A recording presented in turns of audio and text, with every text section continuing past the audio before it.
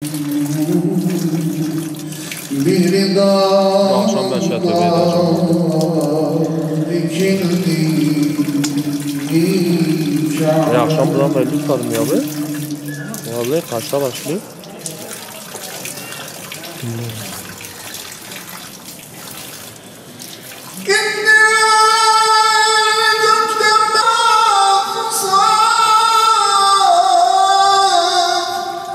Tövbe ve istiğfarda bulunur.